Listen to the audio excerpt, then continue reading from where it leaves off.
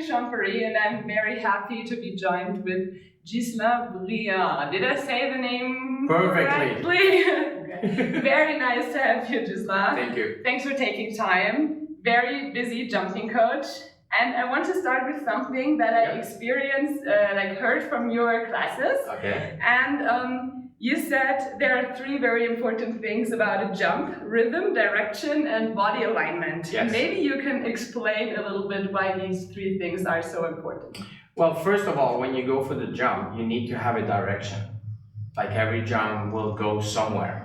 So you need to focus on where you're gonna go. Then second, you're gonna need to have, after you got your direction, you start to do the motion for the jump, you need body alignment.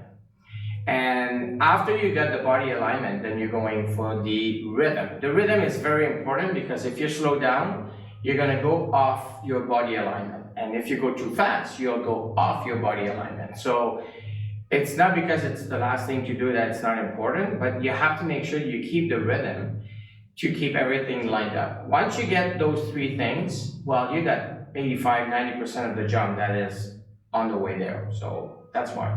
So you think the most mistakes come if something in these 3 points is wrong? Oh, of course, of course. And most of it will be body alignment.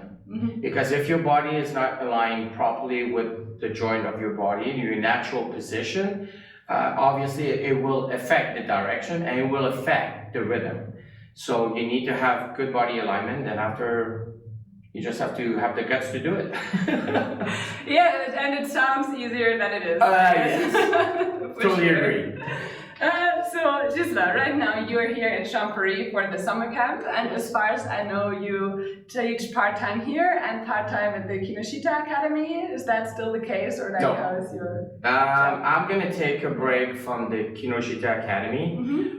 The problem is, well, it's not a problem. It's just that Kinoshita Academy is going under reconstruction of financial.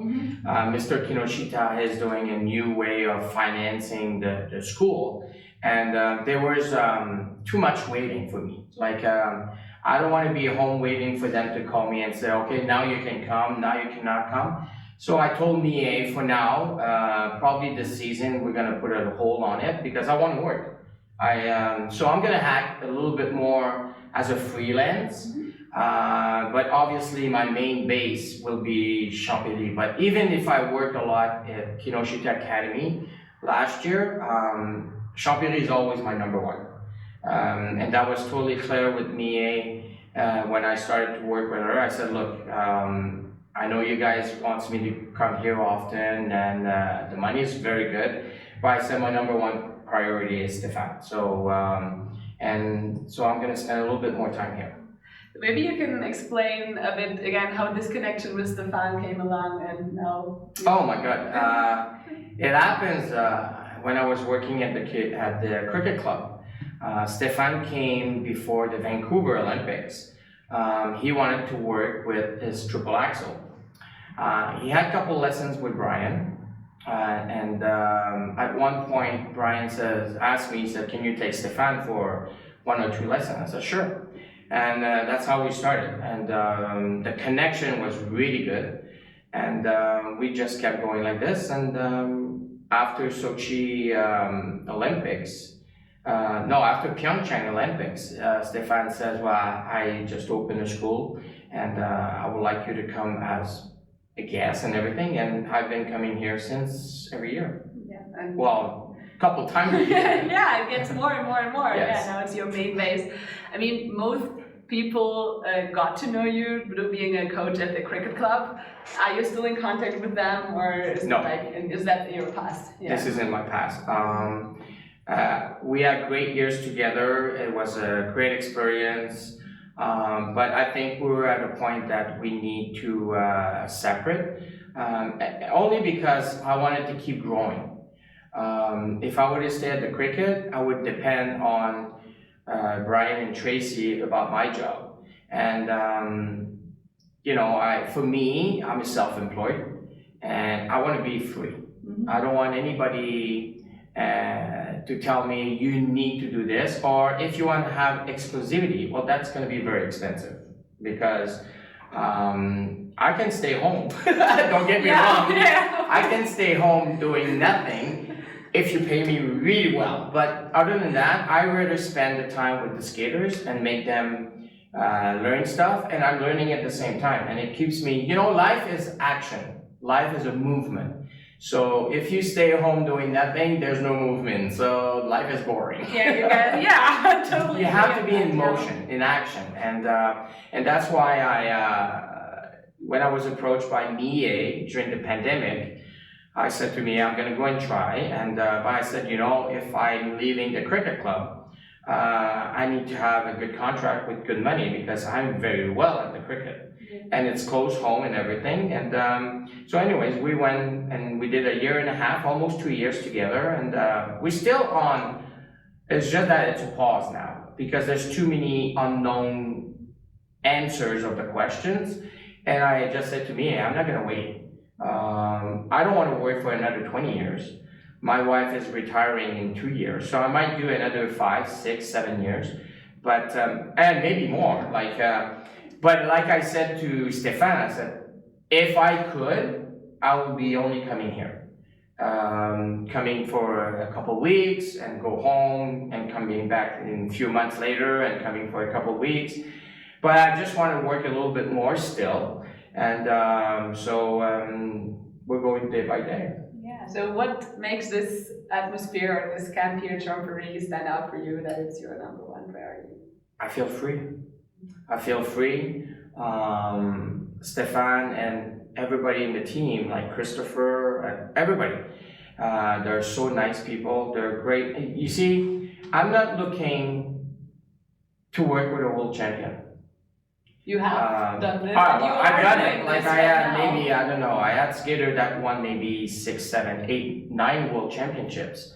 But the thing is I'm looking to be appreciated for what I do, but I'm looking for a place that they love skating, but for the human being, not for so much to, we're gonna beat that kid because we want them to be the world champion.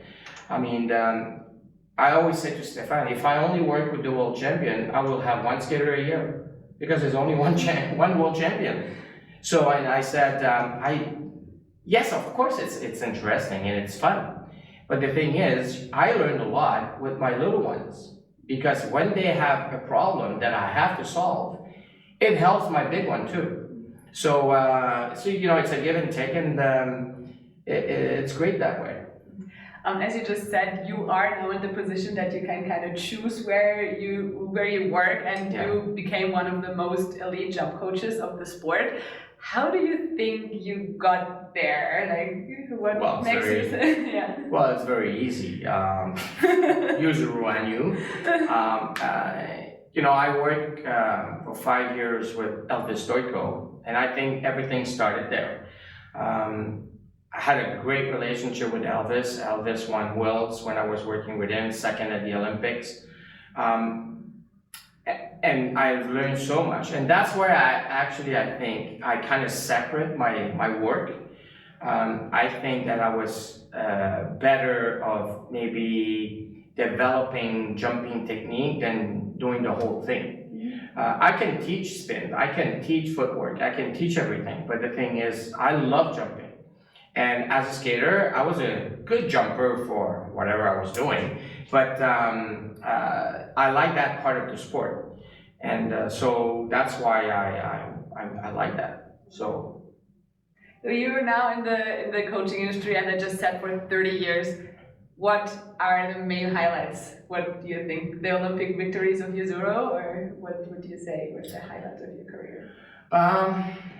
See, I've been coaching for, I shouldn't say it, but 40-something years now. Yeah.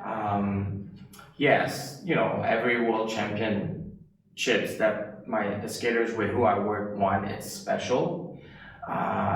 Obviously, I think what opened all the doors for me was being in the kiss and cry with Yuzuru Hanyu when he won the Olympics in Pyeongchang. So that was like great. But I had great success. Like I had a couple skaters that been accepted to Harvard University, and that's a big victory. I mean, see, I try to keep my feet down on the ground because it's too easy to go, oh my God, I have the world champion, I have the Olympic champion. But the thing is, there's more in life than just that. I mean, some skaters that have been accepted to Harvard, I mean, they were working hard, and you know what? Some parents even told me that the discipline you give my kids help them for later on. So it's all little things like that, but obviously having an Olympic champion, having a world champion, it's always nice. It just put a little bit more gravy on top. With Yuzuru, he's not only a special skater for you, also a special person. Maybe you can tell a little bit about. Well, it's because Yuzuru, we had a great relationship, coach-athlete, but the thing is it went even more. Like he was asking me, even before the pandemic, we were doing video always and working online like this. But what made it very special, he put me in front. Like he was not scared to say, I want Brian there, I want Ghislain there, and I want to make sure that this is happening and this and that. So that's why he became very special, because all the other skaters are special. But when you work in a team, and for me, I always respected that Brian was the head coach. I never wanted to have that position. But the thing is at one point, when you get to a skater who wants to have to something a little bit more than it, then it can have some conflicts. And that's why I didn't want to have, and Yuzuru always took the time to put me in front and making it clear, and that's why he became a very special individual. And I always remember my birthday. Even now, on my birthday, he texts me and says happy birthday, and so it's always a good thing. So are you still, obviously you're still in contact with him, are you still somehow working with him? No, I haven't worked with him, oh my God, since Beijing Olympics.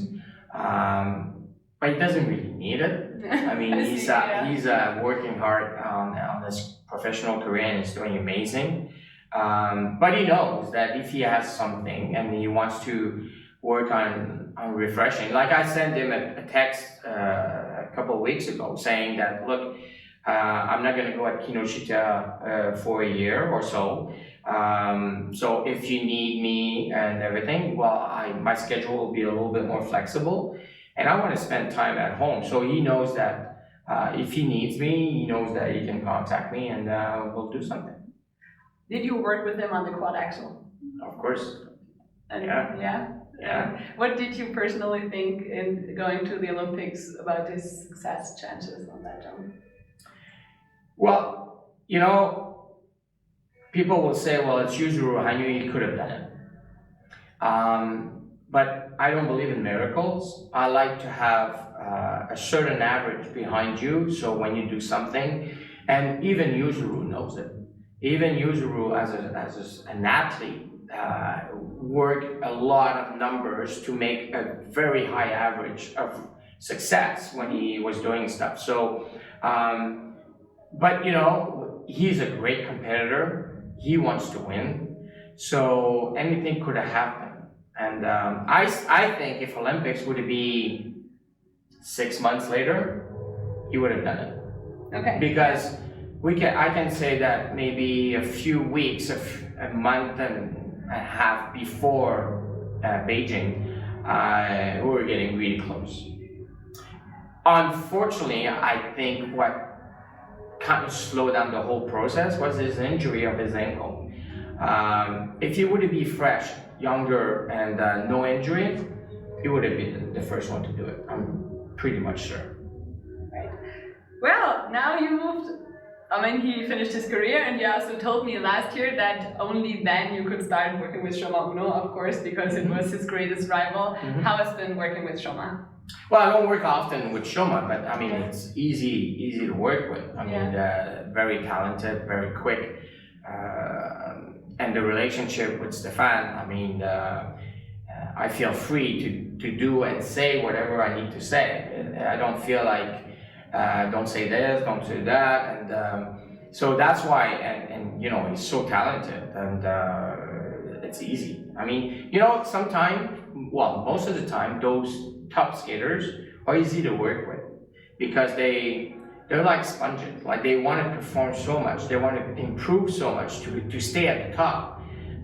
They're really open-minded, and that's the part that I discovered from you, Shoma, because you know, when I was with Yuzuru, we kept our distance, and it's totally normal. And but now that I'm working close with him, he's a great guy. I mean, great athlete, very open mind, and actually easy to work with.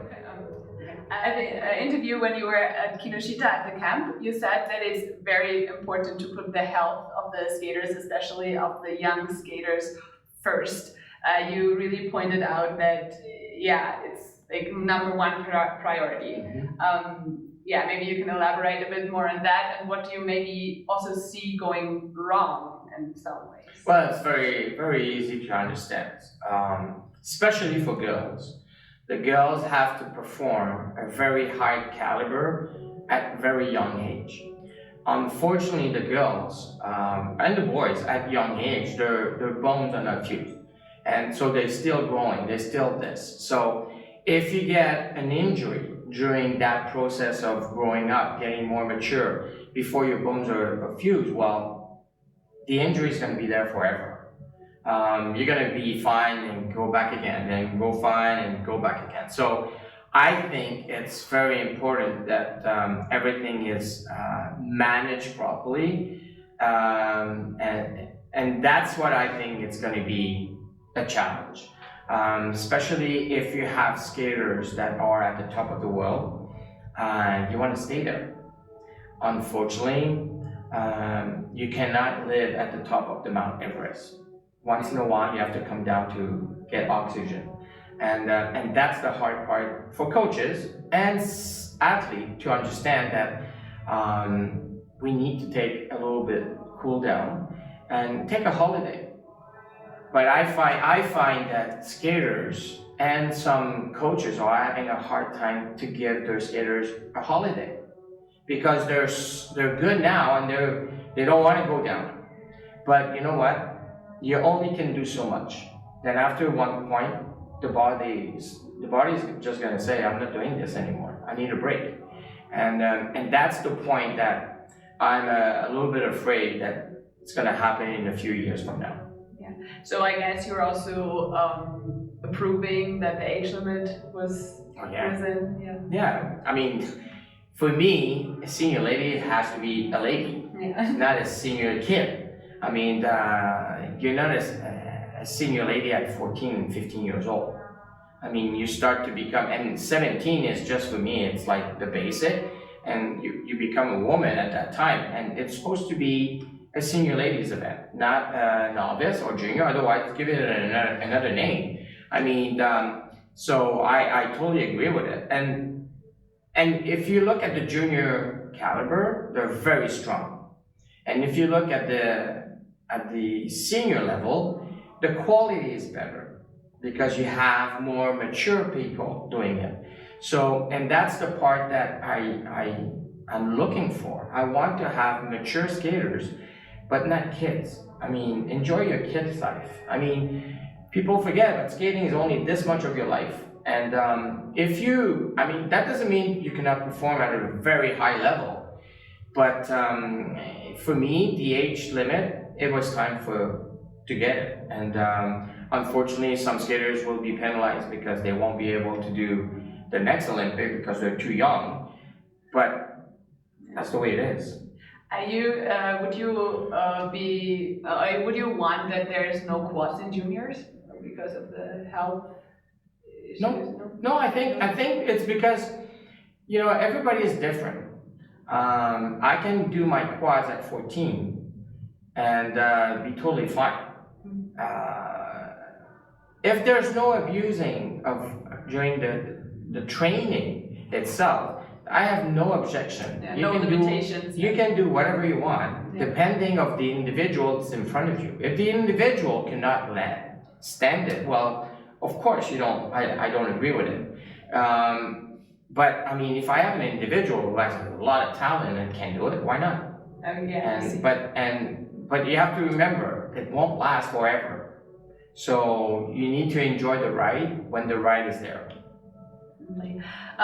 When I noticed you watching you at competitions and also during training, you always bring a lot of fun and a lot of positive energy. You try to also at the Grand Prix final with Shoma, you had a lot of fun during practices. Yep. Why do you think is that also so important, especially at the high level? Well, that's what I was explaining actually in one of the master class this week.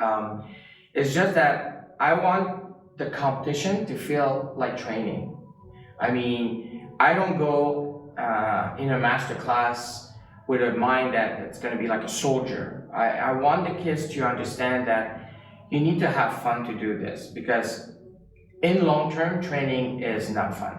So if you make it more enjoyable, but I just bring this at the competition. Obviously, we have to be careful. There's microphone at the boards, there's this, and cameras. But the thing is, I like to enjoy myself. I want the skaters to feel that I'm the same person.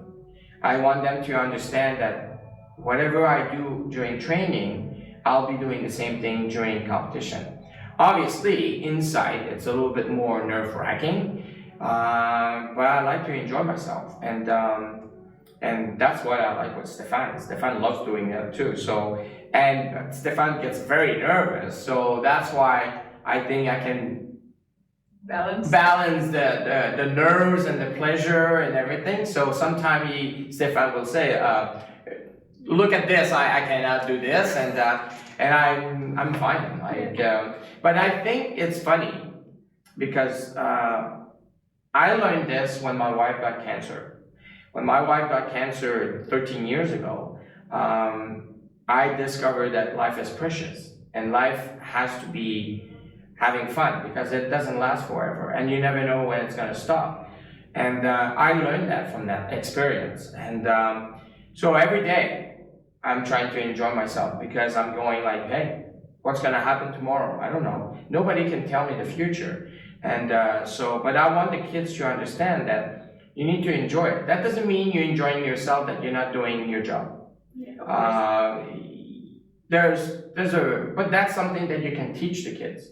Like it's time to have fun, but it's time to be serious. And you can have fun and being serious at the same time. So it's that's how I am. I think it's always, you always get better when you enjoy what you're doing, so definitely. Well, at least it's not so hard to go there. I mean, when you go to work and you know you're gonna have fun and it's a pleasure to go to work, well, it's easier. And I said sometime to some skaters, would you like me to be at the board going, okay, do another one, and blah, blah, blah, and being like this? I said, well, sometimes that's why I feel when I'm coaching you. Like, I get nothing out of it. I said, it's not because I'm a coach that I don't want to get a feedback from you, because that's how I'm able to help the skaters when I get those feedback. But if I'm in front of a mirror and there's no image, how can I do something? So I always say to the skaters, I mean, you need to have fun and you need to be able to communicate what you're feeling. And obviously when you train and when you perform, you don't want to be emotional, because if you're emotional, you lose control. And if you lose control, you're out of it. But you need to show people that you have emotion. Yeah. So it's a little bit of acting, but this is what it's all about. I mean, this is kind of the figure skating of Hollywood. All right, Ghislain, as a last question, what do you think, what do you personally expect or look forward to during the 23-24 season? Well, what I'm expecting is I'm looking forward in September. I'm going to work with somebody that I haven't been working with that individual for a few years. I will work with that individual at the beginning of September. Then after that, I don't know what's going to happen. Hopefully, we're going to keep going on it. Then after that, I'm going to be home more often because the Japan situation is a little bit on hold. I'm gonna come to Switzerland more often, at least another 2 times before Christmas. I'm gonna be more home, and that's fine because I'm a family guy. I like to be home. I don't know which competition I'm gonna do.